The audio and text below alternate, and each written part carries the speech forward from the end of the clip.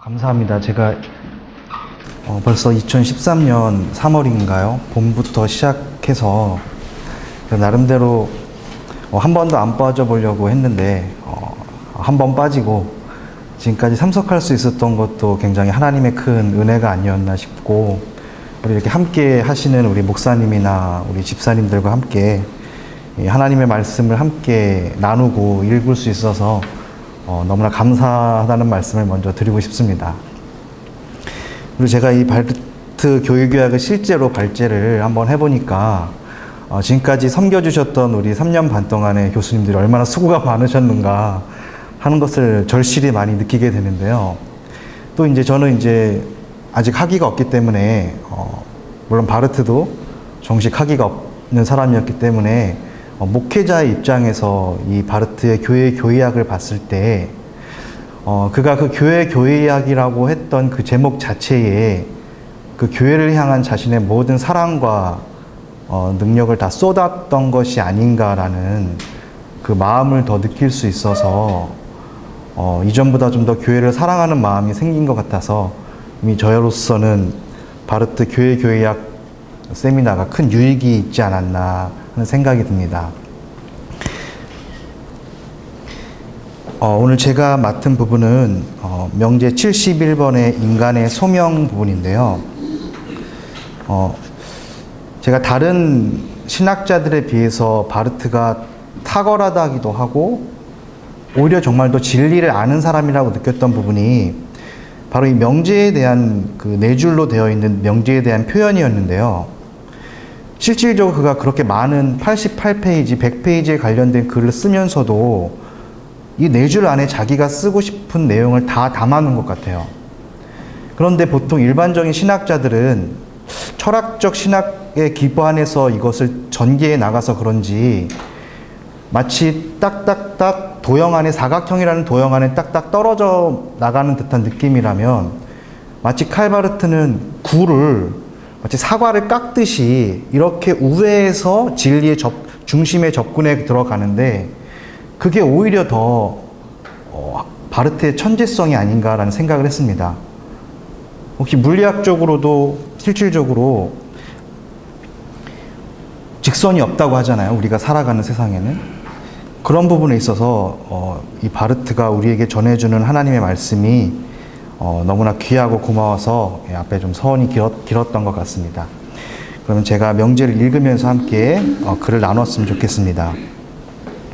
제16장 예수 그리스도 참된 증인, 인간의 소명. 살아있는 예수 그리스도의 말씀은 창조적 부름이니 이 부름을 통해서 그가 인간들을 그의 곤궁한 그러나 잘 준비된 증인으로서 그의 예언적 사역에 봉사하도록 세움으로써 인간으로 하여금 진리를 능동적으로 인식하도록 일깨우며 그리스도인의 새로운 상태로, 즉 그와의 특별한 친교로 받아들인다. 키워드를 3개로 잡아봤는데요.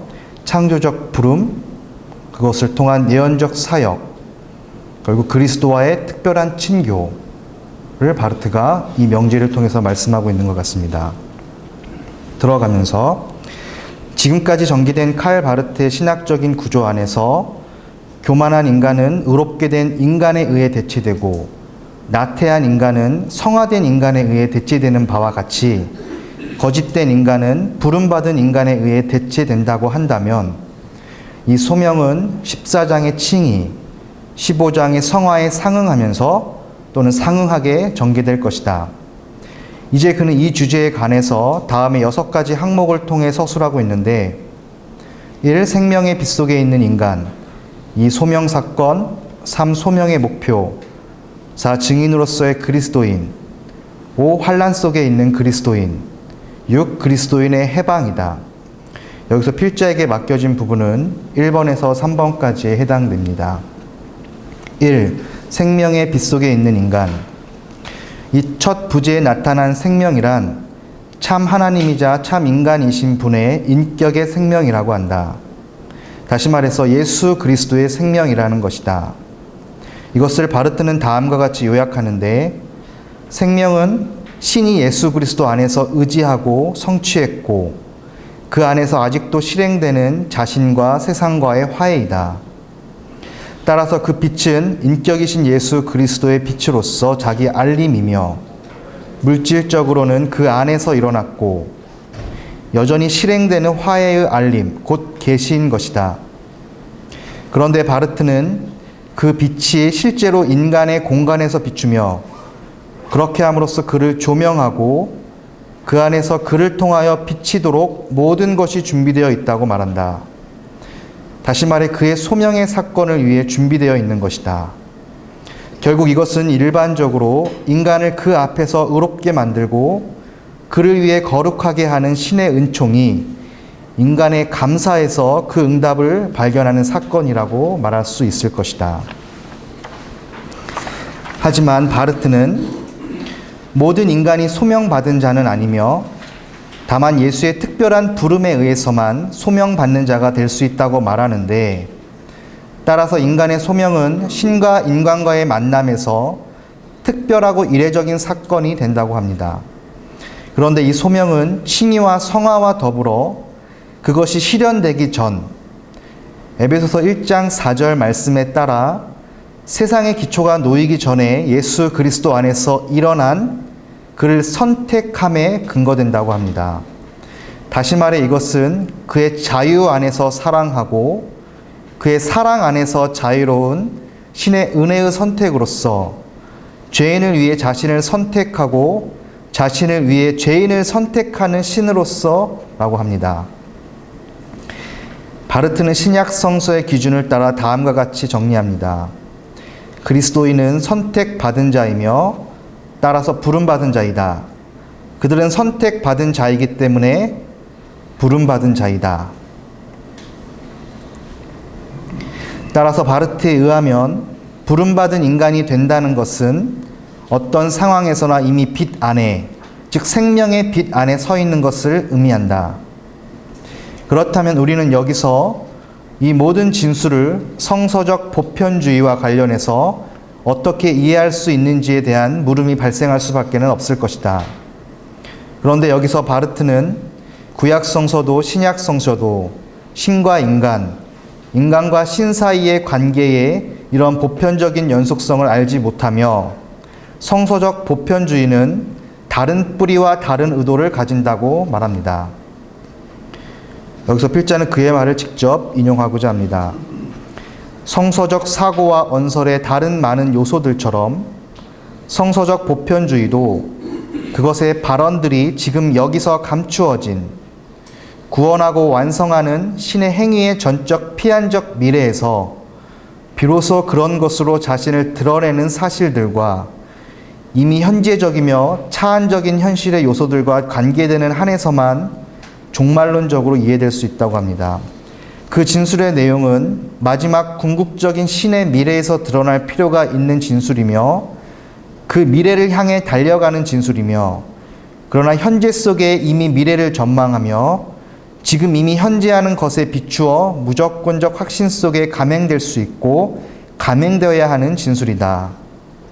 다시 말해 성서적 보편주의는 신편에서 그의 행위의 근거에서 그의 행위에서 발설된 말씀에 따라 만물이 모든 자들을 위해 준비되어 있다는 것을 의미한다. 바르트에게서는 예수 그리스도가 그의 부름으로써 모든 인간을 향해 다가가는 것이 선언적으로 결정되었다는 것이 다름 아닌 신인 예수 그리스도의 존재와 공존하는 인간 존재의 실제 역사적인 성격과 특징이라고 말하며, 그리고 예수 그리스도와 더불어 존재한다는 것은 이미 어떤 의미에서 법적으로 그의 상황의 전적인 변화를 의미한다는 것이다. 이 사실 확정이 바르트에게는 너무나 중요한데, 왜냐하면 신의 은혜의 행위의 맥락 속에서 소명의 필요성을 드러내기 때문입니다. 여기서 그는 이 사실 확정의 실제적 영향을 세 가지 측면에서 상술하고 있습니다. 1. 우리는 바로 그리스도인으로서, 즉 부름받은 자로서 예외 없이 모든 다른 인간에 대해 한계 없이 개방하도록 요구받는다. 만약 이 토대가 아니라고 한다면 그리스도인과 비그리스도인 사이에는 그의 이웃에 대한 증언인 이웃에 대한 봉사는 없게 될 것이다. 두 번째, 각 인간이 예수 그리스도와 공존함으로써 생명의 빛 속에 서 있고 신의 말이 그를 향하여 선포됨으로써 그도 부름을 받아야 할 자가 되고 그렇게 된 자로서 그를 부르는 자에 대해 책임을 지는 것이다. 다시 말해 책임진다는 것은 그가 생명의 빛을 보고 신의 말을 듣고 수용하도록 정해졌다는 것입니다. 세 번째, 예수 그리스도로부터 그리스도인의 이러한 자기 이해는 다만 사건이 된 자기 자신의 소명에 대한 이해 안에서만 가능하다. 그 이유는 그가 능력과 가능성의 충만 속에 있는 살아있는 예수 그리스도와 상관하기 때문입니다. 2번, 소명 사건입니다. 바르트에 따르면 소명은 예수 그리스도의 행동이다. 좀 더 자세히 말하자면 소명은 모든 인간의 동시대인으로서 예수 그리스도의 행동이며 따라서 시간 안에서의 그의 행위이며 시간적 사건인 것이다. 여기서 바르트는 지금까지 소명의 역사적, 초역사적 전제가 그것의 결과로서의 소명에서 추상되고 그 자체가 신학의 대상, 주제로 고립되고 그리스도교 복음의 내용으로 승격되었음을 지적하면서 신학의 대상과 주제, 그리스도교 복음의 내용은 주관적인 것도 아니고 객관적인 것도 아니라고 말합니다. 다시 말해 고립된 인간과 고립된 신이 아니라 신의 근거를 두며 실행된 만남과 친교로서 신과 그리스도인의 교제, 그리스도인과 신의 교제 안에 있는 신과 인간이라는 것입니다. 여기서 바르트는 다음과 같이 말합니다. 인간의 소명은 그 구체적인 역사성을 탈피하지 못하며 초월화될 수 없음을 의미한다는 것입니다. 바르트에 의하면 시간과 역사는 중립적인 것이 아니라 예수 그리스도 안에서 일어난 신의 은총의 역사와 계시에 의해 지배되고 결정된 인간적 삶의 형태라고 합니다. 따라서 모든 시간은 잠재적으로 은혜의 시간이며 모든 역사는 잠재적으로 구원사가 됩니다. 바로 여기에서 예수 그리스도가 그렇게 되라고 외치는 그의 창조적 부름이 있습니다. 그는 우리가 인간의 소명이라 부르는 과정의 행동 주체이십니다. 따라서 우리는 소명을 영적 과정이라고 표현하는데 여기서 영적이라는 말은 신약성서 언어적 의미로 영적을 의미하기 때문에 아주 구체적으로는 시간적, 역사적 과정을 의미한다고 합니다. 더 나아가 바르트는 인간의 소명은 언제나 영적 현실이며 고린도전서 2장 13, 14절 말씀에 따라 영적 인간에 의해서만 인식될 수 있는 것으로 말하는데 이것은 우리가 소명 과정에서 구체적으로 인간을 부르는 자로서의 성령과 상관한다면 의미가 보다 분명해질 거라고 합니다. 결국 인간의 소명이란 확실히 한 분이신 예수 그리스도가 거기서 행동하고 역사하시는 주체인 것처럼 인간에 대한 유일한 전체적인 사건으로서 바르트의 말을 빌리자면 소명을 말하는 자는 전체를 말하게 된다고 합니다. 이제 이후로는 바르트가 저 소명 사건을 포괄적으로 표시하고 서술하기 위한 목적으로 조명이라는 개념을 말하기 시작합니다. 여기서 조명이란 생명의 빛이 인간에 대한 그의 역사를 그 목표로 이끈다는 의미로서 다시 말해 빛이 이 인간에게 비춘다는 말인 겁니다. 이것이 바로 소명 과정으로서 인간은 조명을 받음으로써 부름받고 그리스도인이 된다는 것입니다. 여기서 빛, 신의 계시는 단순히 신의 존재와 행동, 그의 심판과 은혜, 그의 선사하고 지배하고 약속하고 명령하는 임재와 행위를 알리고 해석하는 것이 아니라 신이 자신을 그에게 알림으로써 온 인간에게 행동한다는 것입니다. 바르트는 다음과 같이 말합니다. 그 인식의 기원이 되는 그것의 대상과 내용은 그 인식을 능동적인 인식으로 만든다. 이 인식 속에서 긍정과 부정, 의지와 결단, 행동과 피동이 이루어지며 인간은 일정한 옛 길을 떠나 새로운 길을 걷게 된다. 신의 역사가 그에게 밝아짐으로써 이 후광에서 그의 마음, 그 자신, 그의 실존이 밝아진다. 즉 그가 그의 자기 계시의 근거에서 인식할 수 있는 자를 통해 결정된다는 것입니다. 조명과 그러므로 소명은 바로 그것이 일어난 자의 총체적 변화가 됩니다. 결국 인간이 그리스도인이 되고 그리스도인이기 위하여 그의 길에 대한 생각할 수 있는 모든 방향에서 총체적으로 이 조명이 필요하며 또한 총체적으로 그 조명에 참여할 수 있다는 것입니다. 여기서 바르트는 조명 개념을 심화하기 위해 각성이라는 개념을 상술하는데 필요한 말씀으로 로마서 13장 11절과 에베소서 5장 14절 말씀을 언급합니다. 왜냐하면 이 말씀들 안에서 각성 개념은 조명 개념과 밀접한 연관 속에 있기 때문이며 인간의 신적 소명을 서술하려면 실질적으로 각성을 조명과 분리해서는 안 된다는 것입니다. 그런데 이 각성 개념에는 세 가지 유익이 있음을 바르트는 또한 언급합니다. 첫째, 각성은 그의 소명, 그의 조명에서 인간에게 일어나는 일을 분명히 예수 그리스도의 부활에서 일어난 것에 근접시키고 그것과 유사하게 만든다. 두 번째, 각성은 인간을 부르는 음성을 단순한 통보와 구별해서 분명히 그와 만나는 호소와 외침으로 서술한다. 세 번째, 각성은 교훈적인데 왜냐하면 이미 부름받은 자에 대해서 언급하기 때문입니다.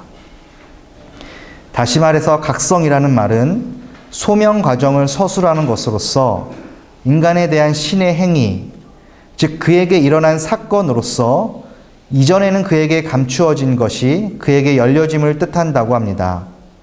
이것은 각성이 계시를 통해 그리고 예수 그리스도의 인식에서 성취된 인간의 그릇된 상황으로부터 그의 진정한 상황으로의 전환이라고 말할 수 있습니다. 결국 인간이 그리스도인이 되는 과정으로서의 조명과 그러므로 소명의 역동적 성격을 강조하는 것을 말하는 것입니다. 이 지점에서 바르트는 옛 교의학의 소명 개념 안에서의 지침들을 살핍니다. 첫째로 옛 교의학은 직접적 소명과 간접적 소명을 구별하는 일인데 전자를 인간의 중재 없이 예수 그리스도로부터 성령을 통해 인간에게 일어난 부름으로 이해했다면 후자는 다른 인간들의 봉사를 통해 매개되어 일어난 부름으로 이해했던 것입니다.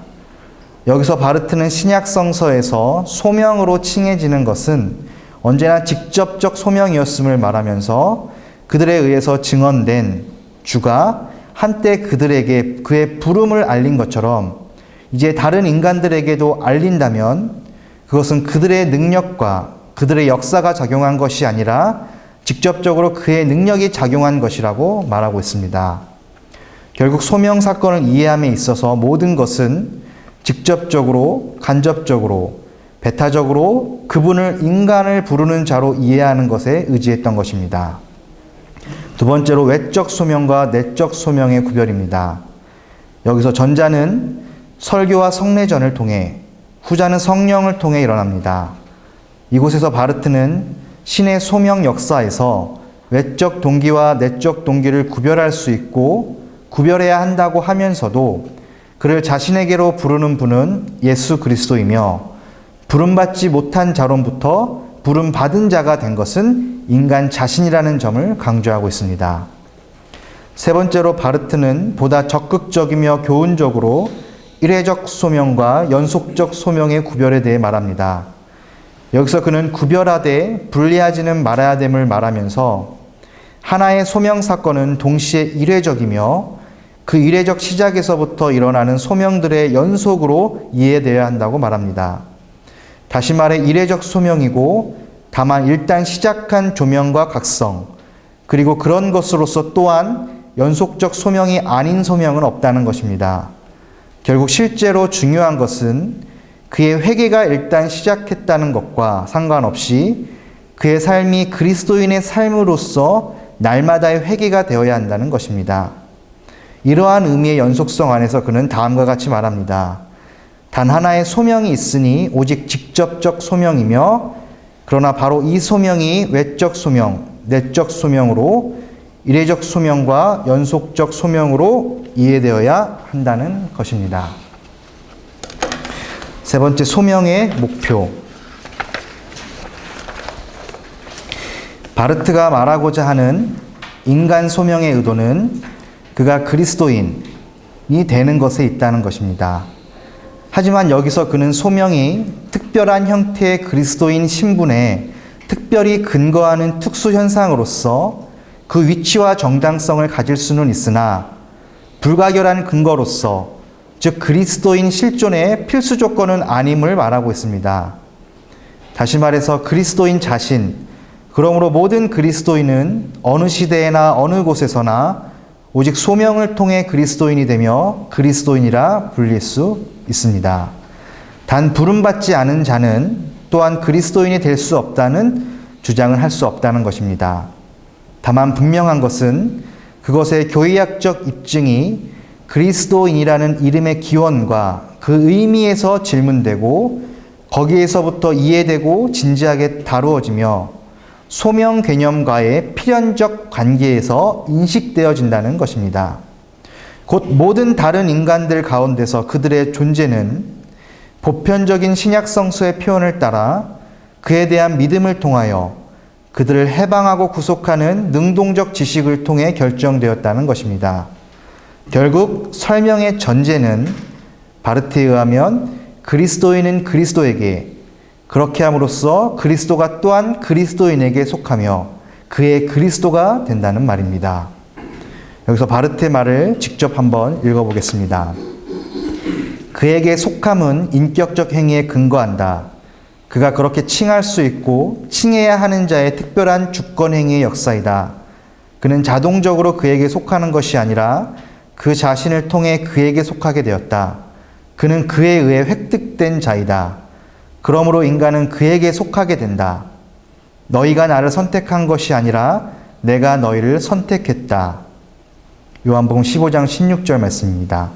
그의 주라는 이름이 이것을 예수 그리스도 안에 있는 그리스도인 실존의 탁월한 기원을 함축한다. 바로 여기서 예수 그리스도가 한 인간을 그에게 속하게 만드는 주권적 권능은 그의 말씀의 능력으로서 해방시키는 것, 즉 모든 강제력에 대립하며 그것을 배제하고 제거하는 말씀의 권능, 그 안에서 계시된 신의 자유로운 은총의 권능인 것이다. 결국 이제 우리에는 소명의 의도, 의미, 목표는 그리스도교적 존재라고 말할 수 있을 것이다. 그런데 소명의 목표인 새로운 존재 형식은 다름 아닌 인간적 존재 형식이다. 따라서 그리스도인들의 특성은 일반적 인류 집단 속에서의 그의 특수성이며 여기서 그의 특성은 그것이 그에게 자유롭게 주어지며 그가 그것을 은혜로 순수하게 감사함으로 받아들임에 있게 된다고 합니다. 결국 우리는 바르트와 더불어 다음과 같이 고백하게 됩니다. 그리스도인은 빛의 자녀로서 그 스스로 빛인 신의 자녀이다. 그렇다면 여기서 신의 자녀로서의 그리스도인들의 존재의 특성은 다름 아닌 그리스도와의 유비 속에 존재함에 있습니다. 그런데 이 유비 속에 있다는 것은 바르트에 의하면 다름에도 불구하고 실제로 같음을 의미하기에 그들은 2차적으로 다만 그를 통하여 그에게로 부름받은 자들로서, 다만 생성 중인 자들로서 실제적으로 신의 자녀들이라고 말할 수 있게 된다는 것입니다. 바로 여기에 신의 자녀됨에 그들의 소명의 목표가 있으나 이 사건이 이루어질 때 바로 이것을 목표한다고 바르트는 말합니다. 각주 8번 읽겠습니다. 바르트에 따르면 신의 자녀 개념계에서 두 의미가 두드러지게 만나는데 이렇게 불리는 자들은 그들의 존재가 필요성을 넘어 신의 특별한 행위를 통해 근거지어진 자들이니 따라서 그들의 존재는 그의 특별한 행위에서 신의 한 원래적인 아들 예수 그리스도와 존재와 행위와 유사하게 다른 인간 존재와는 다르게 예수 그리스도의 아버지이며 또한 그들의 아버지인 분의 특별한 의지와 역사를 지시한다고 합니다. 본문으로 돌아와서 여기서 바르트는 소명의 목표와 의도에 대한 이해를 더하기 위해 다음과 같은 질문들을 던집니다. 예수 그리스도는 그가 부르는 자를 어디로 부르는가? 그가 부른 인간, 그리스도인의 존재는 어떤 존재인가? 이에 대한 그의 대답은 다음과 같습니다. 그에 의해 부름받고 그에 의해 신의 자녀로 칭함받고 그의 형제 혹은 자매의 신분으로 승격된 자는 이로써 그와의 친교 속으로 옮겨진다. 모든 인간은 예수 그리스도와 친교하도록 선택 예정되었다. 다시 말해 그와의 친교 속으로 부른다는 것입니다. 복음서에서 가장 선호하는 주제이기도 한 이 친교를 가장 단순하게 서술한 일화에서 친교의 특별한 질서와 완전성이 드러나는데 이것은 다름 아닌 인간이 예수 그리스도를 따르도록 부름받는 그는 그의 추종자가 된다는 말입니다. 그러므로 바르트에 따르면 소명의 목표는 자신을 신의 아들에게 넘겨진 자로서 인식하되 능동적으로 인식하며 따라서 그 자기 자신이 아니라 그가 주 예수 그리스도에게 속한다는 인식 속에서 사는 인간이 되는 것에 있다고 합니다. 결국 그의 소명, 그의 조명, 그의 각성은 바로 이것, 즉 이 일이 현실이 되는 것을 목표로 한다고 우리는 이해해야 할 것입니다. 하지만 바르트는 바로 이 지점에서 하나의 한계를 설정하게 되는데 그것은 바로 신비주의적 합일에 대한 것입니다. 바르트는 다음과 같이 설명합니다. 무엇보다도 신과 인간의 진정한 대립의 소멸이 아니며 말하는 자와 말을 듣고 대답하는 자 사이의 대립의 소멸도 아니며 탈인격화나 침묵, 창조자와 피조물 사이의 차이, 성자와 죄인 사이의 대립을 중화하는 것도 아니며 사물들 사이에 성립할 수 있지만 결코 인격 사이에서는 성립할 수 없는 그런 평형을 이룩하는 것도 아니라고 말합니다. 만약 우리가 위와 같은 이해를 전제한다면 바르트를 따라 다음과 같이 말할 수 있을 것입니다. 그의 소명의 목표인 그리스도와 그리스도인의 친교는 여기서 일어나는 일이 바로 그리스도와의 하나됨이라는 의미에서 완전한 친교입니다. 다시 말해 그가 지금 그의 삶의 역사 속에서 부름받는 의도는 그에 대한 예수 그리스도의 헌신에서 예수 그리스도에 대한 그의 헌신에서 이루어지는 그와의 합일, 그와 그리스도와의 합일이라는 것입니다. 하지만 우리가 여기서 놓치지 말아야 할 사실은 그리스도인이 그리스도에게 헌신함이 아니라 거꾸로 그리스도가 그리스도인에게 헌신함에서 시작해야 한다는 것입니다. 이제 그리스도가 그리스도인과 연합함으로써 그리스도인은 그리스도를 홀로 있게 둘 수 없다는 것도 결정된 것인데 만일 그들에게 그리스도를 예속시키려 한다면 그들 자신의 신앙은 곧 불신앙으로, 그들의 복종은 곧 불복종으로, 불순종으로, 그들의 고백은 곧 부인으로 바뀌게 될 것이기 때문입니다. 정리하자면 첫 번째, 그리스도가 그리스도인 안에 있다는 것은 그리스도가 그들의 사고, 말, 활동의 주로서 말하고 행동하고 지배한다는 것입니다. 두 번째, 그리스도인이 그리스도 안에 있다는 것은 그들 자신의 사고, 말, 행위가 그리스도의 말, 행동 지배에서 그것의 지배적이고 규정적인 원리를 가진다는 것입니다. 이제 바르트는 루터와 칼뱅에게서 나타나는 그리스도와 그리스도인의 관계, 즉 그리스도와의 합일에 대한 이해를 각 주를 통해 길게 설명하면서 다음과 같이 말합니다. 개혁파 신학은 선택받은 자의 소명은 그 본질상 그와 그리스도와의 연합에 있으며 따라서 그 모든 동기에 있어서 거기에서부터 이해되어야 한다는 인식을 일깨워 주었다. 그러나 칼뱅 자신뿐 아니라 개혁파 정통주의에서도 이 인식을 체계적으로 관철시키거나 소명론 전체를 위해서 열매를 맺지 못한다고 말하고 있습니다. 이상입니다. 대학의 연구에서 네네. 그 이피지에 보면 이 소명과 관계되어서 성체적 고편이라고 인용을 하셨는데 네. 이게 한마디로 무슨 얘기예요? 성체적 고편주의가 소명과 동말론과 관계되어서 네, 제가 이해한 바로는 여기서 성서적 유니버셜리즘이라고 쓰인 걸로 제가 확인을 했는데요. 결국 바르트의 화해론에 기초해서 모든 인간을 향한 예수 그리스도의 선택이라면 그것이 보편주의가 무슨 차이가 있느냐에 대한 지금 바르트가 스스로 그것을 질문하고 성서적 측면에서 분명히 그것은 그렇지 않다라고 자답하면서 아마 기록해 나가는 것 같습니다. 그 소명이 보편이 아니라는 거죠. 그러니까 화해 사건 자체가 이미 태초 에베소서 그 1장 4절 말씀을 인용하는데요. 그거에 의하면 오히려 예수 그리스도 안에서 선택이라는 완성된 예수 그리스도 안에서. 그럼 예수 그리스도 안에서 예수 그리스도가 바르트에 의해서 선택된 자야 선택하는 자예요.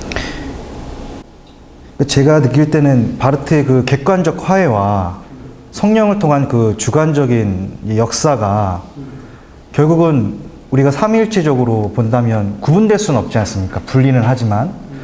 그래서 객관적인 사건에서 보면 이미 에베소서 1장 4절 말씀을 통해서 세상이 창조되기 이전에 이미 하나님의 부르심이 화해론 안에서 존재했다라고 한다면 결국 그 이후의 사람들 사이에서는 모두가 구원을 받게 되는 것이냐.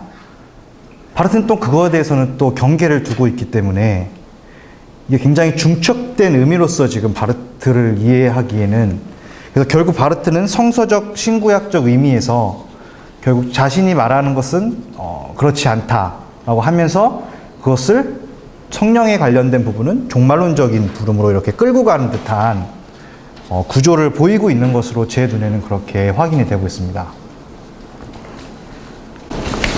바르트에서 선택된 자와 소명된 자가 다른가요?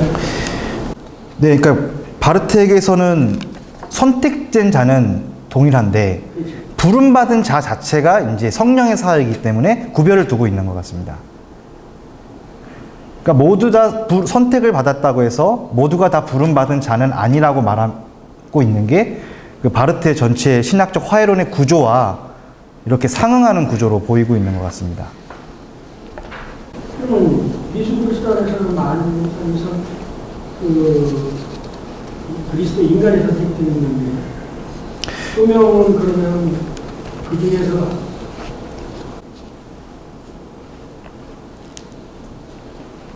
소명은 이제 성령의 사역을 통한 이제 주관적 부름인 거죠. 그래서 우선 그 부름과 선택이라는 말이 상당히 혼란을 가져오네요. 예수님도 부름 받은 자는 많고 택함 받은 자는 적다고 그러지 않았습니까? 성경은 그대로 인정하면. 그런데 지금 이게 좀 뭐가 다른 것 같아요. 혼돈을 가지고 같습니다. 그래서 제가 이 페이지 제가 이 페이지 각주 3번을 한번 읽어보도록 하겠습니다. 예, 이 페이지 각주 3번에 제베르크는 선택받은 자는 이 구절에서 결코 신학적인 수로가 아니라 다만 부름받은 자들은 많지만 선하고 귀한 자들은 적다는 것을 나타낸다는 견해를 주장했고, 아돌프 슐라터는 선택받은 자라는 말에 나타난 선택을 초역사적 신의식 속으로 옮겨놓은 헬라적 사고라고 비난하고 거부함으로써 모순을 제거하려 했다고 합니다. 하지만 바르트는 다음과 같이 자신의 입장을 정리하는데, 많은 사람이 부름받았으나 부름을 쫓아서 거기에 합당한 것으로 입증되고 그에 상응해서 행동하는 자는 언제나 소수라고 말한다. 즉 그리스도인은 많은 다른 인간들 가운데 적다는 것이다. 바로 이 선택받은 자에 대해서 바르트는 이렇게 이해하고 있습니다.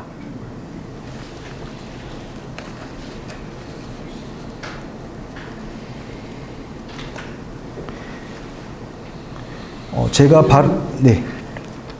부름이라는 것이 더 좁은 네.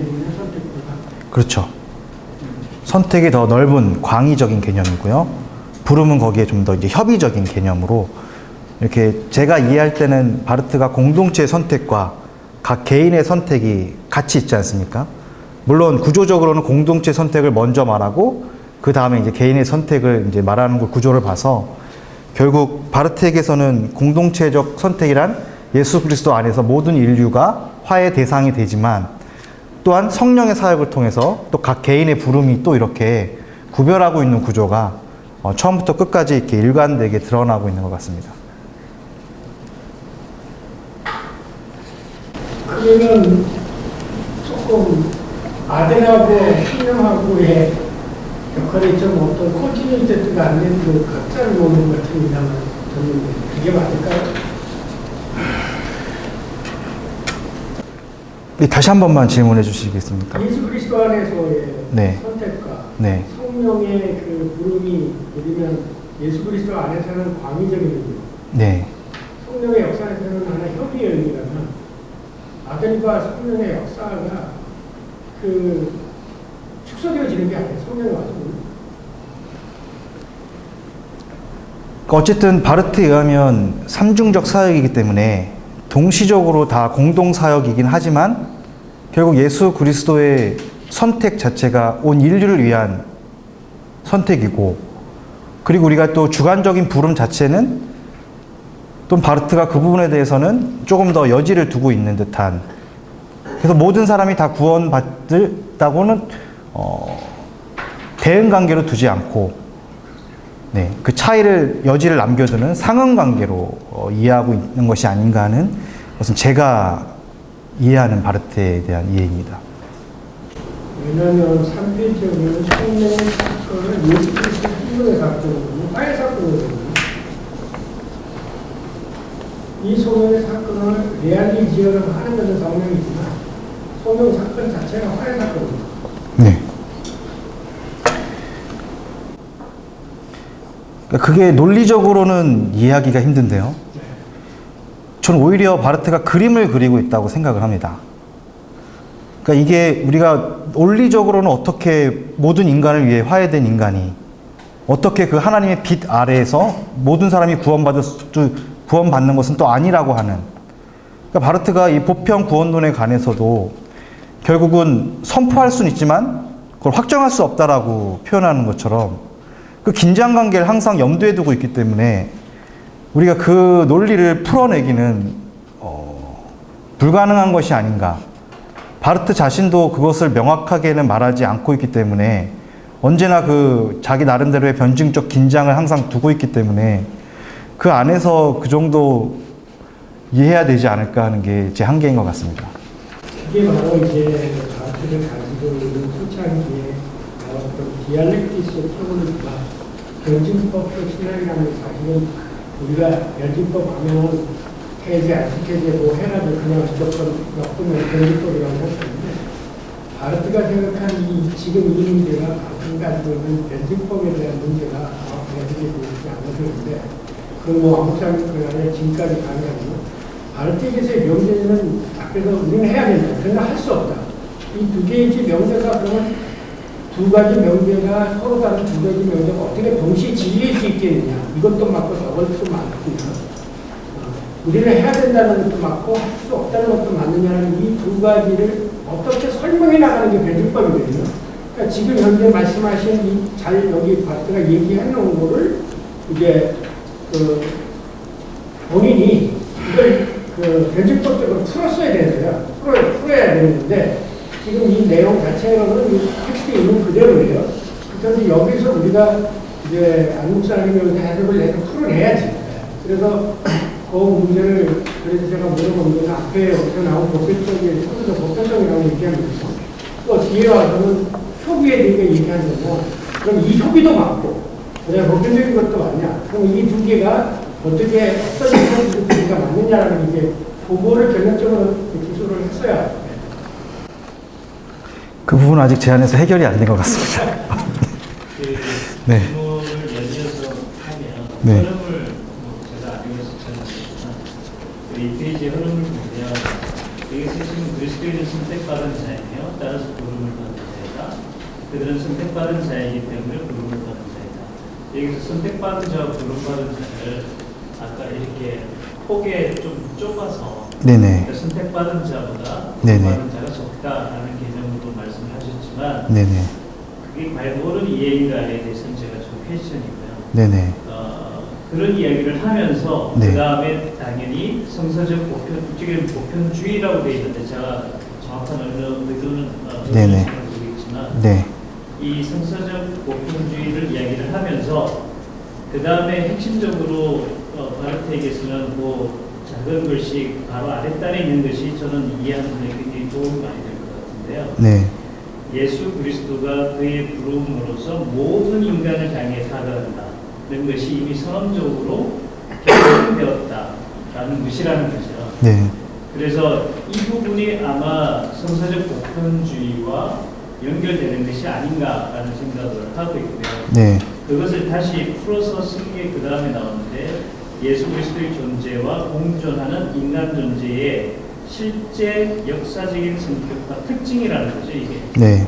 그러니까 이미 이것은 결정이 되어 있고 예수 그리스도를 통해서 네네. 그것이 이 하나님의 말씀인 이 성서가 모든 사람을 향해서 네네. 이미 예수 그리스도의 그 부름이라는 행동을 통해서 이미 열려져 있다라는 거죠. 네. 예, 그래서 그렇다면 저는 선택받은 자와 부름받은 자를 이렇게 폭이 좁게 설명을 하는 게 맞는 건가라는 생각이 좀 들긴 합니다. 네, 그 부분에 대해서는 제가 인식론적으로 그냥 설명을 드린 거고요. 왜냐하면 선택받은 자는 동시에 부름받은 자이며 또한 부름받은 자는 동시에 선택받은 자라고 말하면서 그가 그것을 이걸로 표현하는 것 같지는 않아서 그렇습니다. 그래서 이것을 어떻게 이것의 긴장 상태를 어떻게 유지하느냐에 대해서 제가 그냥 인식론적으로 동일하지가 않기 때문에 선택받은 자가 다 부름받지 않기 때문에 제가 우리가 인식할 때는 그렇게밖에 제가 표현할 수 없었던 것 같고요. 선택받은 자가 더 부름받은 자. 근데 바르트는 그거에 대해서 나와 있는데. 근데 분명히 그렇게 말하면서 또 그렇지 않다고 한 번 더 말을 하죠. 바르트가. 네. 이게 그렇지 않다는 게 어디입니까? 이 잠시만요. 텍스트에는 지금 그렇지 않다는 얘기가 없는데. 그래서 바르트가 구분하고 있거든요. 그래서 여기 이 페이지 첫 번째 부분인데 모든 인간이 소명받은 자는 아니며 예수의 특별한 부름에 의해서만 소명받은 자가 될 수 있다고 말하는 부분에서 네. 좀 구분을 하고 있어요. 그러니까 지금 뭐냐면 네. 모든 인간이 소명받은 자는 아니며 그렇죠. 라고 되어 있잖아요. 네네.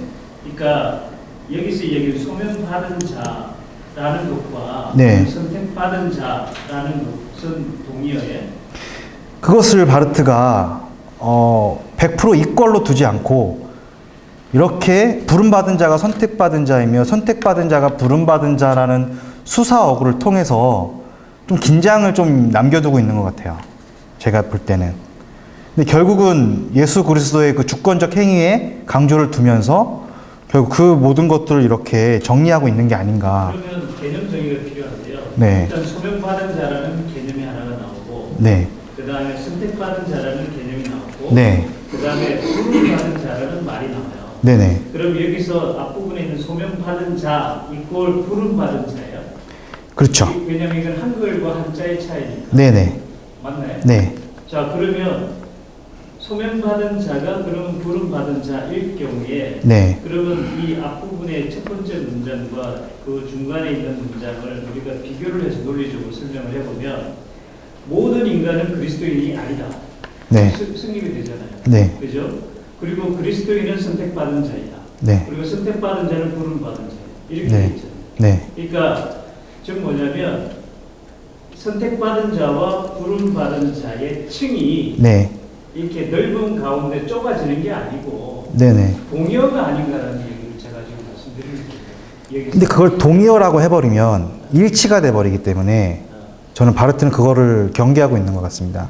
그러니까 예를 들어서 우리가 이거를 바르트는 지금 제가 봤을 때 머릿속에 유대적 삼중적 구조가 있는데 글을 전개할 때는 변증적으로 이중적으로 전개를 하다 보니까 우리가 그것을 논리적으로 껴맞추다 보니까 바르트가 이해가 안 되는데 만약에 이거 제가 한 번 더 해석을 하자면 하나님의 사역과 인간의 사역 사이에 바르트는 어둠의 영의 사역을 전제하고 있는 것이 아닌가.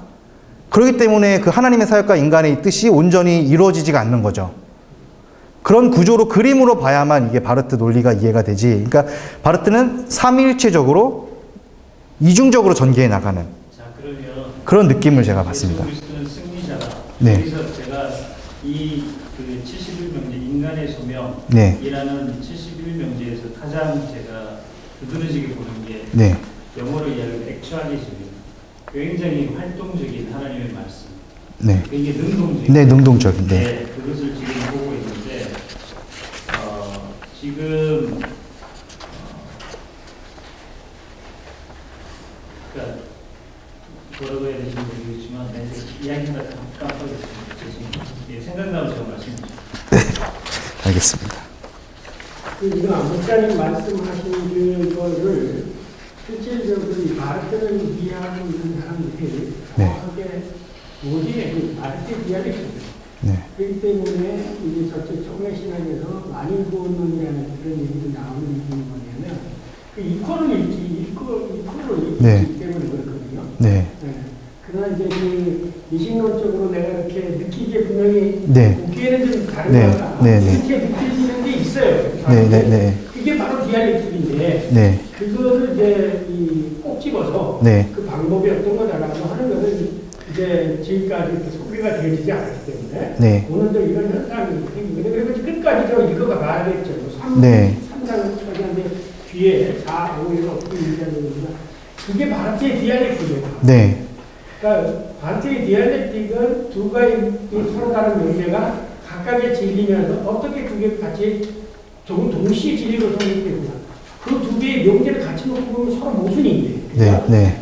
그게 이제 바르트의 디알렉틱인데 여기서도 그래서 이제 바르트 신학의 신학 방법이 많이 바뀌었느냐 안 바뀌었느냐 이렇게 논의도 하지만 제가 보기에는 여전히 네. 이건 항상 그 디알렉틱한 바르트 그대로인 것 같습니다. 디알렉틱은 네.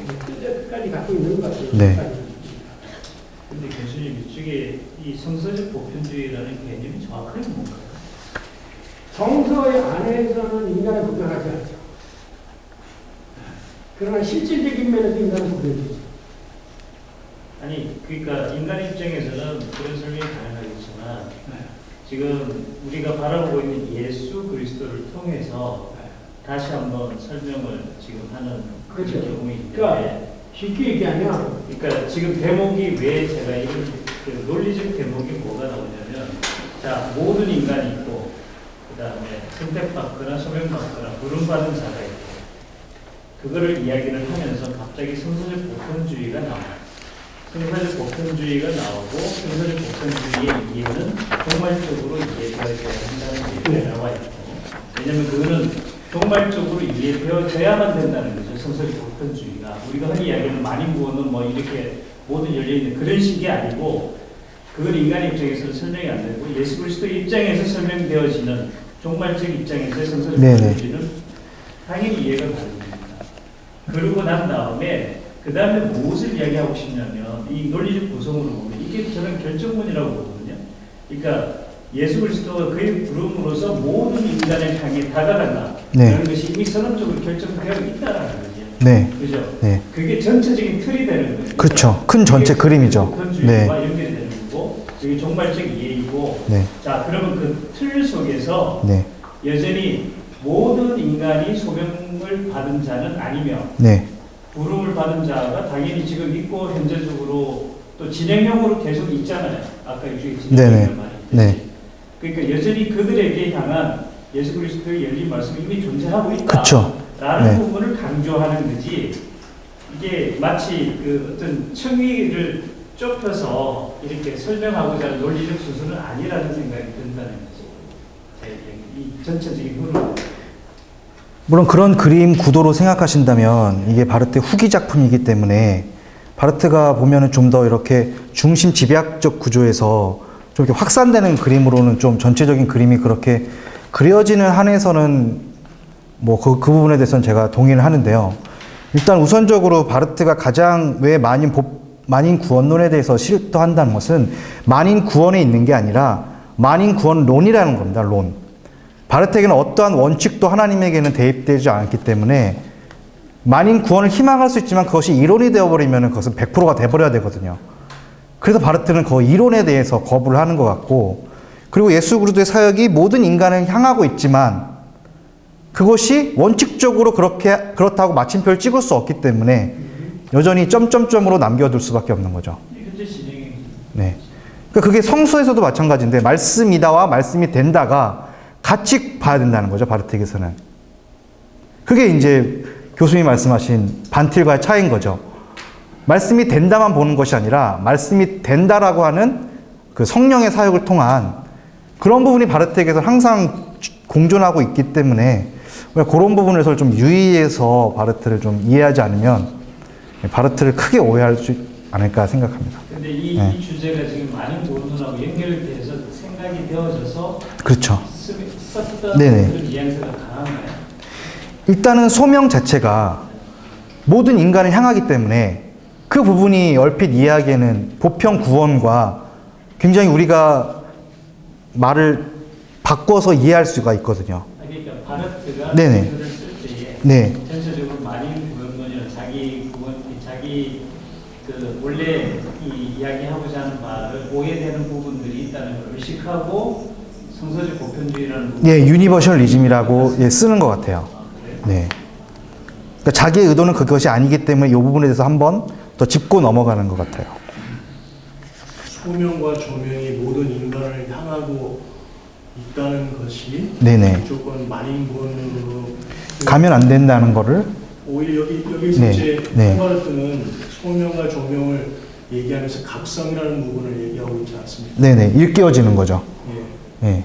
그리고 그 각성 된 자가 있고 각성하지 않는 자도 있을 거 아니에요. 그렇죠. 그런 차원에서 모든 인간에게 소명과 조명이 된다는 것이 무조건 만인구원으로 이해될 수 있다는 논리로 나갈 수 있죠. 그렇죠. 그렇게 안 된다고 이제 바르트가 긴장을 두는 겁니다. 네. 그리고 저는 이제 저는 이 부분에 대해서 이 바르트의 글을 이제 읽지 못했어요. 네. 내게 저희 이제 논리적으로 생각해 볼 때 선택과 부르심이 이제 동등하다는 개념이 네. 만인구원론적인 그런 오해도 있을 수 있겠지만 동시에 이제 칼빈주의자들 가운데 네. 소위 도르트 신조를 네네. 따르는 네. 운명론적 견인교리 말씀하시는 거죠. 예정론자들이 있지 않습니까? 네네.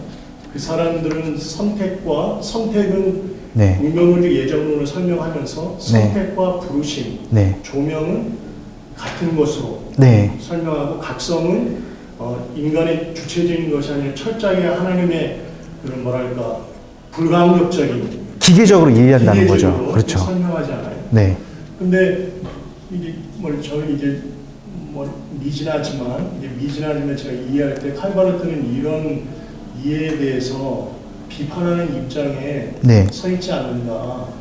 그런 차원에서 칼바르트는 그 부르심과 조명은 보편적이지만 네. 오히려 지금 강사님이 이제 말씀해 주신 것과는 달리 선택은 더 좁게 보지 않는 것인가. 그게 맞지 않을까 하는 바르트에게 선택은 그 어떤 사람을 선택한다는 개념이라기보다는 네. 예수 그리스도 안에서의 모든 인류를 선택하신 것이 앞에 전제되어 있기 때문에 그 안에서의 성령의 조명이나 각성과 이런 부분들이 진행되어야 되기 때문에 마치 하나님은 사랑이시다는 맞지만 사랑은 하나님이다라고 하면은 슐라의 말하고 돼버리거든요. 그러니까 실질적으로 그 미미한 차이가 있기 때문에 바르트는 그래서 이렇게 변증적으로 계속 끊임없이 전개해 나갈 수밖에 없지 않았나. 그러면 선택이 네. 소위 그 운명론적 예정론자들, 결정론적 예정론자들이 이해하는 선택의 개념이 아니라 그렇죠. 지금 우리 강사님이 얘기한 대로 모든 인간에 대한 구원의 하나님의 결연한 의지, 그렇죠. 선택의 개념이라고 한다면 네네. 바르트가 생각하는 선택과 네. 부르심은 네. 이꼬르가 되지 않겠어요? 사실? 그렇게 보이죠. 근데 이제 강사님 그렇기도 하고. 선택은 넓은 개념인데 그러니까 부르심은 초기적 개념이라 그건 제가 인식론적으로 말씀드린 건데, 그러니까 결국 예수 그리스도 안에서 모든 인류가 선택되었잖아요. 그리고 그 안에서 하나님께서 그 사람을 향한 빛을 발사하신다면 거기서 모든 사람이 다 그리스도께 돌아온다고 확정해서 말할 수는 없는 거죠. 그러니까 바르트가 이해하는 바로는 제가 볼 때 그 구조를 이해하면 좀 더 이해가 쉬운데 아니 이게 선택이라는 게 네. 모든 인간을 향한 선택이고 부르심이죠. 의지 네. 아닙니까? 네. 그런 차원에서 그 하나님이 예수 그리스도께서 부르심과 조명 또한 네. 그 선택의 기반에 의해서 모든 사람을 향한 부르심과 조명이지 않을까요? 그쵸. 그런 의미에서 선택과 부르심은 뭐냐 동일한데 문제는 그 선택, 부르심, 조명에 대한 인간의 각성이라는 부분이 네. 각성하는 자가 있고 각성하는 자가 없기 때문에 네네. 하나님의 선택과 부르심에 비해서 구원받는 자는 적다라는 설명이 그것은 제가 볼 때 바르트가 생각하는 그림과는 좀 다른 것 같아요. 왜냐하면 제가 이해하기로는 우리 질문해 주신 분은 일단 거기에 포커스가 가 있는 것 같아요. 구원, 부르심을 받은 자와 받지 않은 자. 바르트는 그렇게 보면은 바르트를 오해할 것 같아요. 바르트는 이미 하나님의 선택, 그리고 그 선택이 모든 인류를 향하고 부르심을 향하고 이런 구조로 봐야지 우리가 질문할 때 선택받은 자가 있고 구원받은 자가 있고 구원받지 않을 자가 있는 것으로부터 출발해서 역으로 귀납적으로 올라가면 네. 제가 볼 때는 선택과 부르심이 네. 바르트적 개념에 이해할 때도 네. 선택이 더 크고 부르심이 작다 개념이 아니라 선택과 부르심이 같다는 개념이에요. 선택이 곧 부르심이라고 보는 거죠, 바르트는. 네. 근데 이제 강사님이 이제 설명하실 때 선택은 왜냐면 그 부르심을 특별한 부르심이라고 말씀을 해주시면 바르트 이해가 맞는데 왜 하나님이 부르심이 실패할 수는 없거든요. 바르트 이해하면. 그럼 결국 모든 사람이 다시 또 하나님께로 구원받는 것이냐라고 논리적 전개가 흘러가 버린단 말이에요. 그래서 바르트는 네. 개념이 쉽게 이야기하면 일루미나치오. 네네. 네, 조명. 비추는 거는 모든 인간들에게 다 비춰지는데 네. 보카치오는 네. 저희 예수 그리스도의 제자가 되는 거잖아요. 좀 특별한 부름이라고 표현하고 있는 것 같아요. 네. 그들을 위해서 봉사해야 되는 책임도 있고 네. 또 예수 그리스도 안에서 친교도 해야 되고 그쵸. 이제 그런 어떤 부분들이라고 네. 지금 하는 거죠. 네. 하지만 그 일루미나치오와 보카치오의 역동적인 관계에서 네. 우리가 이미 하나의 어떤 전제 조건이라는 게 있는데 그쵸. 그 전제 조건은 뭐냐면 예수 그리스도가 이미 예수 그리스도 안에서 우리를 선택하셨고 그 다음에 모든 인간들이 바로 예수 그리스도 안에서 화해되었다는 사실인 거죠. 그렇죠. 예, 그러니까 네. 그 틀 내에서 이해를 하면 뭐 이렇게 폭을 좁히고 뭐 이런 개념보다도 네네. 그래도 스무스하지 않을까라는 생각. 네. 그렇죠. 제가 또 언어를 표현하는 게 오해를 더 살 수 있을 것 같습니다. 네. 이제 대화를 위해서 제가 하나 제안해요. 네. 예전에 뉴턴 같은 경우는 네. 이제는 하나님의 일을 봉쇄해야 되는 그 스페셜 콜 소명이라고 하거든요. 네. 그 다음에 소명론에서 모든 사람은 하나님께 소명을 받았다는 거거든요. 네. 그러니까 아줌마가 일을 하는구나. 독에서 네. 주부의 일이나. 그래서 이 소명은 모든 사람들이 다 하나님께서 소명을 받았는데 네. 특별히 하나님의 일을 향하고 하는 사람은 이제 특별히 네. 그 스페셜 콜로 네. 부르거든요. 네. 이제 지금 목사님이 이렇게 발전을 하시면서 네. 바르트가 루터와 같이 그런 어떤 스페셜 콜하고 제너럴 콜 이걸로서 얘기를 하고 있는 거지. 네. 아니면은 그냥 특별히 지금 루터 개념에 네. 그 택함 받고 하나님 말씀을 전하는 성직자를 두고 얘기하는 거지. 그 개념은 어떤 거예요? 제가 생각할 때는 일단 루터는 독일 사람이고요. 네. 바르트는 스위스 학풍이기 때문에 네. 그 차이가 분명히 있다고 봅니다. 네. 그래서 루터처럼 근데 루터가 실질적으로 그 카톨릭의 그런 것을 그 계층 구조 때문에 만인 구원론이 나온 거기 때문에 만인 평등 사상이 나왔기 때문에 그 관점에서 비춰봐야 될 것 같고요. 그리고 바르트에 의하면 조금 더 질서를 수직적 관계를 강화한다기보다는 좀 더 수평적 차원에서의 좀 더 강조점이 있지 않나. 모든 사람이 하나님 앞에 좀 더 평등한 구조로서. 저 개인적으로는 그렇게 이해하고 있습니다. 그러니까 그렇다면 모든 그리스도인들은 다 소명받은 자라. 네. 그게 바르트에게 맞다고 생각합니다. 다른 분이 지금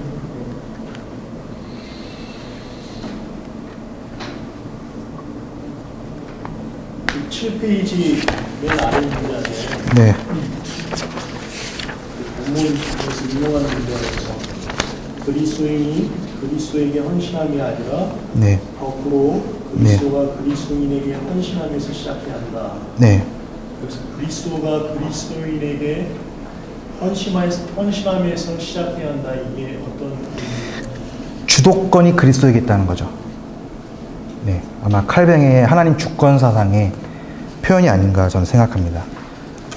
물론 바르트에게서 하나님의 주권 자체가 워낙 출발이고 시작이기 때문에 그리스도인으로부터 인본론적으로 출발할 수 없고 그리스도가 시작하신 거기 때문에 이 네. 문장 자체는 어떤 뭐 주제권과 관련된 그런 내용은 아닌 것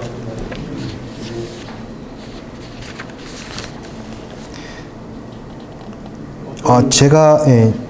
제가 원문을 번역본을 한번 읽어드리면 이런 부분입니다.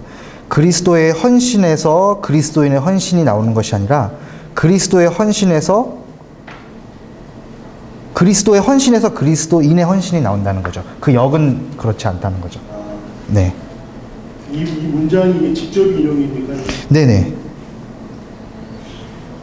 73페이지에 있습니다.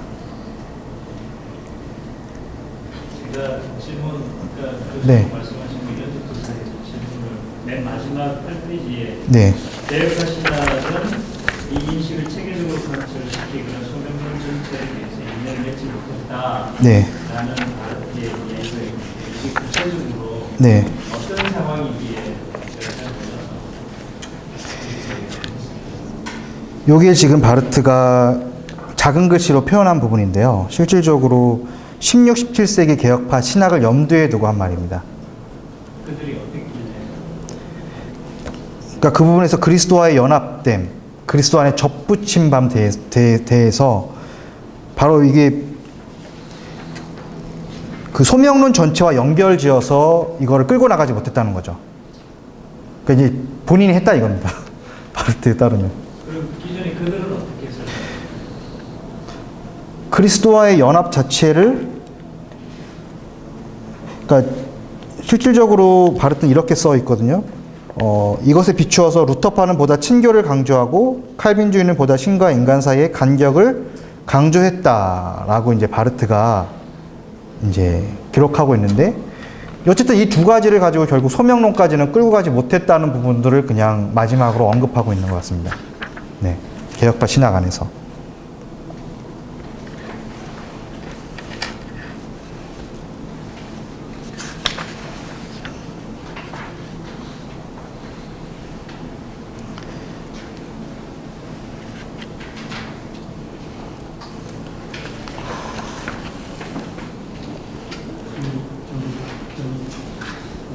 네. 영재에서 네. 권궁안이라는 말, 두 번째 줄에 권궁안이라는 말보다 네. 고통받는이라는 말이 너무 잘 알아서 궁금하다가 뭐가 좀 빈약한 느낌이거든요. 네. 일단 번역은 이렇게 쓰신 것 같은데, 영어로 대부분이 많은 것 같고, 네. 그 다음에 이제 영어를 보면 네. 발휘치라는 관계대명사 뒤에 네네. 두 가지 예수가 우리를 일깨워 주시고 네.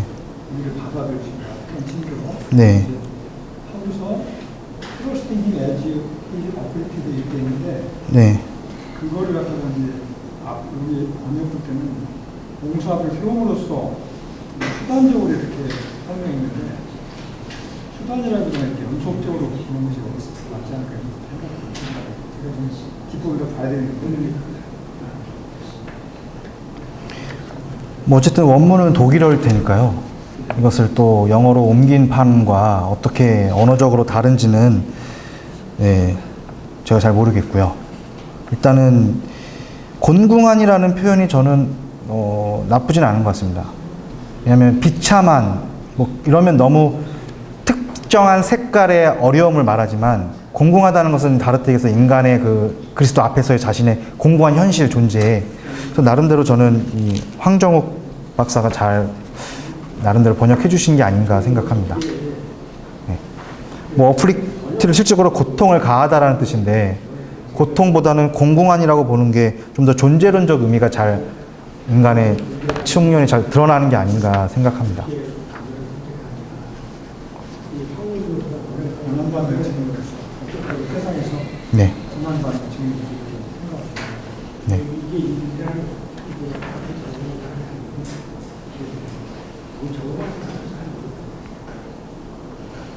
각성이라는 말이 나온 것 같습니다. 네. 이게 어떤 개념인가요? 좀 더 정확하게 좀 더 상세하게.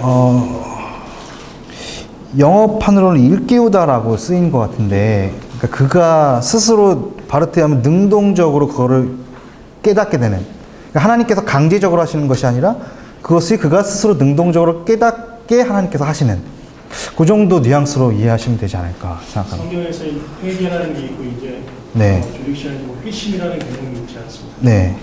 그 개념과의 각성은 어떤 관계가 있나요?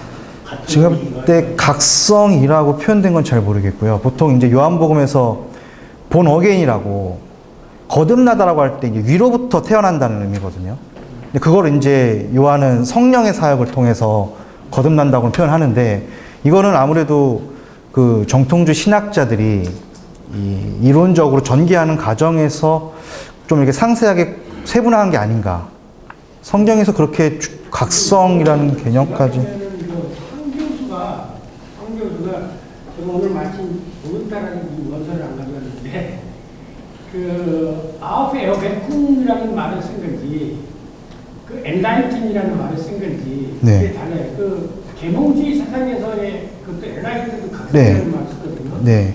근데 그런 의미로서 얘기하는 게 우리가 에어베쿰이라는 것을 쓴 건지 모르고 있었는데 그 인식의 차원이거든요. 이제 깨닫게 되어지는 네네. 거죠. 네. 그거에 대해서 조금 인라이트먼트 같은 경우는 오히려 각성보다는 계몽으로 번역하지 않았을까요? 네? 계몽으로 번역을 하지 않았을까요? 에어베쿰을 그러니까 인라이트를 인라이트 계몽 계몽으로 번역했을 것 같고, 교수님께서 말씀하신 그도그라 그 단어가 아마 각성으로 번역하지 않았나 하는 게 그냥 제 그렇죠. 생각입니다. 네. 그래가지고 그걸 안 가져왔던 그 단어는 직역한 무슨 어떻게 어떻게 번역되어야 맞습니까? 에어베쿰 그게 맞는 거죠. 네. 아니 그러니까 그 단어 그거는 하나님 이렇게 하는 거는 계몽이라는 스스로. 어떤 것을 통해서 자기가 깨달았고 네. 그쪽으로 이성적 작업이 네. 제 질문은 여기에서 말하는 이제 각성으로 번역된 네. 칼바라트가 말하는 것이 네. 소위 이제 우리가 얘기하는 회심이라는 개념을 얘기하는 것인지, 네.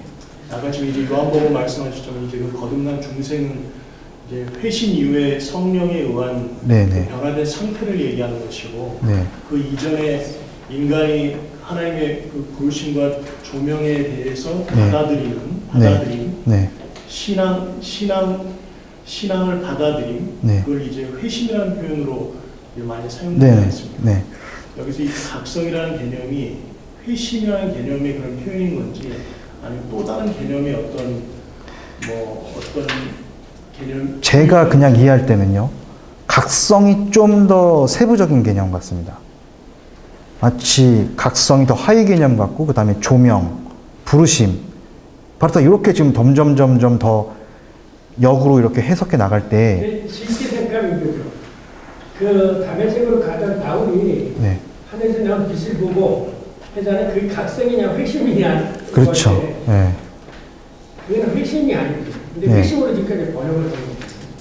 빛이 보이기 때문에 마치, 예. 그것으로 인해서 잘 깨닫지 못했던 것들이 네. 그 그렇죠. 알게 되고 경험하게 되고. 예. 왜냐하면 어쨌든 소리는 못 들었어도, 거기 보면은 제가 사도행전에 보면은 그 소리인지 빛이 공통적으로 모든 사람이 다 느꼈던 것이 있고, 이게 바울에게만 향했던 것이 있거든요. 사도행전에 보면. 아니 근데 여기서 그래서 저는 그 각성 개념으로 그 바울의 해센 부분을 보는 게 맞지 않나. 질문과 대답에서 네. 포커스를 네. 제 입장에서 이제는 네. 너무 우리가 우리 자신, 네. 우리로부터라는 형태의 문장과 질문이 대답이 네. 오는데 네. 제가 지금 이거 각성이라는 개념도 보면 결과적으로 조명이라는 거와 떨어질 수가 없다. 그렇죠. 그렇죠. 네. 그 1번, 2번, 3번을 보시면, 그러니까 인간을 부르는 예수 그리스도의 음성이 네. 단순한 통고, 야, 내가 너에게 그쵸. 와 이게 아니고 네. 예수 그리스도의 막 그 인간을 만난 막 호소와 그거라는 거죠. 그러니까 지금 뭐냐면 우리가 깨닫고 어떤 것 이게 아니고 그것에 대해서 설명을 했는지는 모르겠지만 적어도 여기서의 각성은 예수 그리스도로부터 오는 어떤 것, 그렇죠. 예, 그걸로부터 이해가 되어지는 그렇죠. 기분. 네. 예. 그래서 주권 개념을 계속 네, 말씀드린 그래서 겁니다. 그 뒤에 네. 그게 그 원인은 예수 그리스도로부터 온 것이지만 각성이라는 개념은 그 부르심과 조명을 인간 편에서 받아들이기라는 개념이 같이 포함되어 있는 개념 아니겠어요? 그러니까 그거를 무시하지는 않는데 네, 네. 여기서 그러니까- 설명의 흐름은 분명히 예, 그 우리말로 표현하자면 주도적이고 네. 원인에는 그리스도의 부르심이 있고 조명이 있고 그 인간의 받아들임도 결국은 그러니까 그걸 그리스도의 부르심과 조명에 의한 받아들임. 근데 그거를 받아들임이라고 하면 예. 인간 안에서의 좀 더 이렇게 주권적인 역할을 많이 담고 있는 의미인 것 같아서 바르트에게서는 이렇게 할 것 같아요. 그것을 그렇게 하도록 하나님께서 만드셔 나가는, 능동적으로 그걸 인식하도록 하나님께서 그렇게 하시는, 그렇게 봐야 바르트의 마음과 일치하지 않을까 이제 생각합니다. 그런 개념으로 설명이 되면 네. 나는 얘기하는 게 네, 그 도이트 신조를 따르는 네. 그 결정론적, 운명론적, 예정론주의자들의 네, 그 신앙인이 됨의 개념과 무슨 네. 차이가 있겠냐는 거예요. 왜냐하면 그들의 개념은 개별자들 한 사람 한 사람 버릴 자, 네, 네. 그리고 유기될 자가 이미 창세 전에 결정되어 있고 그 전제가 잘못된 것 같아요. 그때 아니, 그 전제가 잘못된 것 같아요. 마치 아리스토텔레스적 인과 개념처럼 그게 결과가 나왔다고 해서 그거를 아니, 기원까지 그게 역추적하는 거잖아요. 그게 이제 운명론적 예정론자들이 그런 패러다임이거든요. 네, 그리고 그 사람이 신앙을 가진 것은 그 예정된 때, 네, 예정된 장소에서 네, 그 예정된 대로 네, 그 성령을 통해서 네. 불가항력적이고 일방적인 신앙이라는 어떤 네. 은사를 주어서 네, 그 사람이 그리스도인 되게 한다. 네, 그렇기 때문에 네. 이 사람은 이제 정말 주님이 다시 오실 때까지 버리지 네. 않는다. 결론이 그렇게 나오는 거 아닙니까? 네. 그 성경에 그런 차원에서 보면 네, 그 받아들임, 각성으로 표현되건 네네. 의심으로 표현되건 받아들임으로 표현되건 신앙으로 표현되건 그 모든 것들은 네, 그 사람들의 그 설명의 개념으로 설명되어지는 개념들이에요. 만약 그런 개념으로 이제 칼바르트의 각성 개념을 설명해버리면 칼바르트가 운명론적, 그 결정론적 예정론자들을 비판하는 칼바르트의 그 견해는 어떤 차이가 있겠냐요. 저는 그냥 이렇게 말씀드리고 싶어요. 그분들에게. 지금 바르트는 이거를 화해론에서 다루고 있지 구원론에서 다루고 있지 않거든요.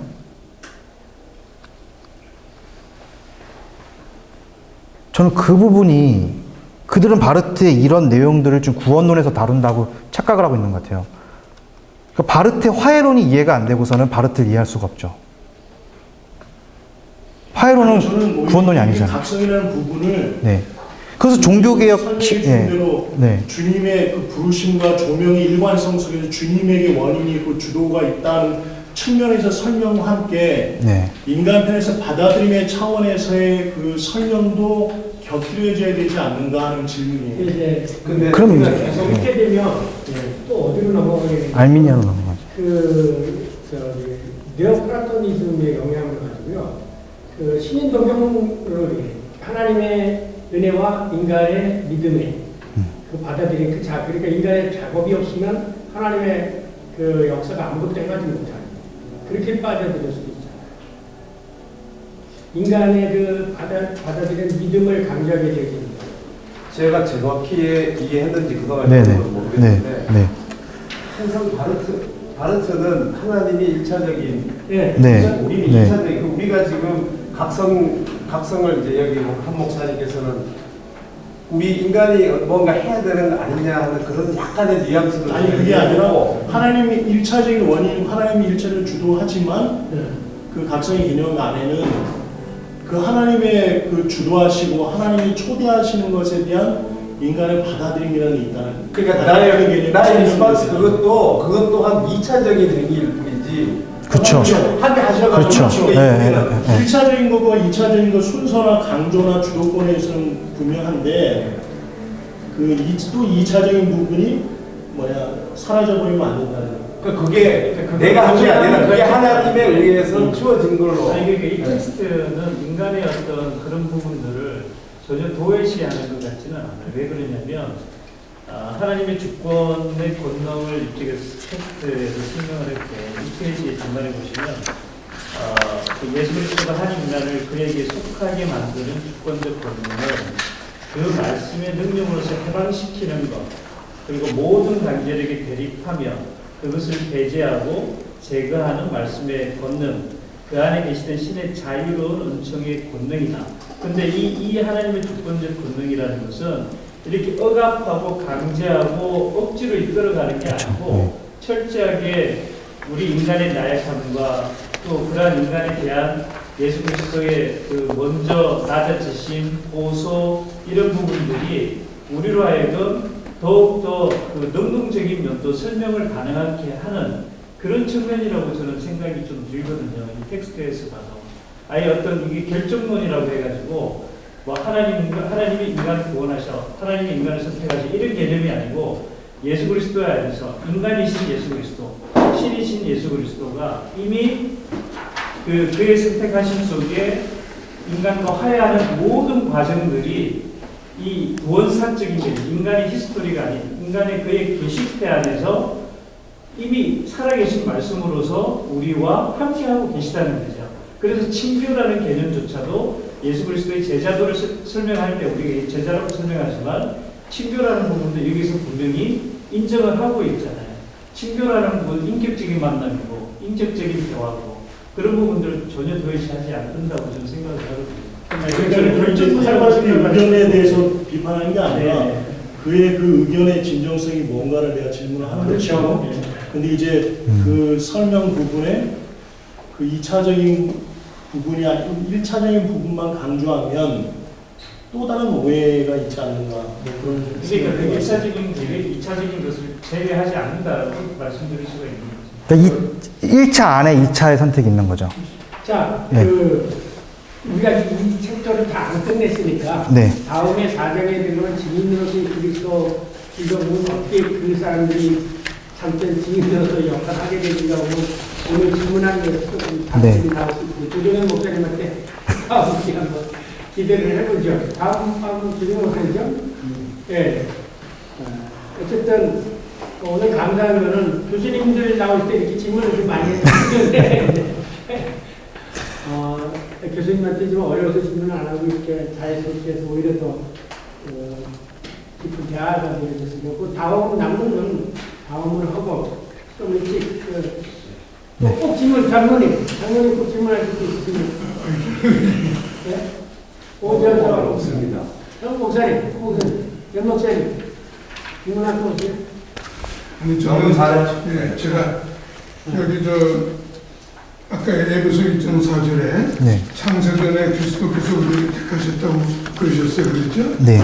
그러면은 창세전에 우리를 불렀다고 하지 않고 택했다고 그랬단 말이에요. 네. 예. 그리고 이제 아까 오늘 이제 이렇게 대화를 많이들 하셨는데 이게 뭐 선택이냐 부르심이냐 아까 내가 처음에 우리 회장 목사님 말씀하실 때 제가 좀 견해가 있는지 모르겠습니다. 예수님께서 제자들에게 너희가 나를 택한 것이 아니라 내가 너희들을 택했다고 말씀하셨어요. 네. 그러면서 또 부름을 받은 자는 많으나 선택을 받은 자는 적다고 말씀하셨어요. 그렇지 않아요? 네. 저는 성경을 그대로 얘기하는 겁니다. 뭐 네. 원어 같은 거 저는 그건 모르고요. 그런데 이제 또 이런 스토리가 있지 않습니까? 청국장치 비유를 하실 때 뭐 오늘 잔치하니까 오라고 그러니까 뭐 네. 서로 사니까 못 간다 뭐 장가 가니까 못 간다 이런 그 스토리 다 아시잖아요. 네네. 그러면은 저는 그런 모든 것이 다 하나님의 보편적인 부르심이라고 저는 그렇게 보고 싶어요. 그러나 꼭 제대로 잔치 온 사람은 숫자가 적지 않습니까? 그렇잖아요. 네. 그러니까 하나님은 모든 인간들이 구원받기를 원하시지만 네. 그럼 하나님이 뭐 이중인격자고 하나님이 거짓말쟁이가 아니시잖아요. 네. 그러나 구원받는 건 택한 사람만 구원받는 거 아닙니까? 저는 그렇게 네네. 지금까지 자라면서 네. 제가 배운 것 네. 같아요. 근데 네. 그 택함을 받은 사람은 네. 그러니까 이 제가- 시간에 그 현실로서의 택함을 받은 사람 그리고 소명을 받았다고 하는 사람은 네. 그가 단순히 구원을 받았다는 것으로서의 증명으로서가 아니고 그가 보카치오 그러니까 그가 부름을 받은 이유가 있는 거고 그 이유는 뭐냐면 하나님을 위해서 그 다음에 이웃을 위해서 전가하는 책임과 또 조그만 어떤 제한된 어떤 권리가 있다는 거죠. 그러니까 근데 그거를 그냥 결정적으로 네. 자르듯이 아, 근데- 나는 지금 부름 받았으니까 네. 구원 받았고 네. 다른 사람은 그런 구원 받지 않았어. 천국장에 초대되지 않았어. 네. 라는 것으로 끝나는 얘기가 아니고 천국잔치에 부름을 받은 자는 이웃을 위해서 당연히 예수 그리스도를 전해야 되고 그러니까 그 보카치오는 뭐 전해야 된다는 말과 또 항상 같이 가잖아요. 예. 그게 이제 어쨌든 뭐 거기다가 뭐 여러 가지 설명을 하려면 뭐 한도 끝도 없죠. 밤도 그래도. 그래서 바울이 로마서 8장 1절에 그리스도와 연합한 자에게는 결코 정죄함이 없다고 그래야지. 아까도 그리스도에게 속한 거에 대한 말씀하셨잖아요. 네네. 그러니까는 내가 아무리 뭐 말씀을 잘 전해도 내가 그리스도에 속하지 못했으면 그거 한 얘기죠. 이번에 제가 토요일마다 태극기 집회에 나가는데 제가 스페인 얘기하려는 거 아닙니다. 거기 가니까요 이단들의 천국잔치에 맞아요. 온갖 이단이 다 나와서 뭐 천국 갔다고 그러고 뭐 앞으로 뭐 어떻게 그거 뭐 다 하시니까 이제 그냥 간단하게만 그러는 저도 이단에 대해서 좀 고민을 많이 하고 제가 도봉구 신청도 그 시장 안에 사는데 우리 집 바로 앞에 그 왕국회관이 있어요. 그 여호와의 증인이 하루가 멀다고 와요. 제가 집 앞 공원을 가고 있을 때도 그렇게 와서 저하고 토론하자고 자꾸 그럽니다. 그렇지만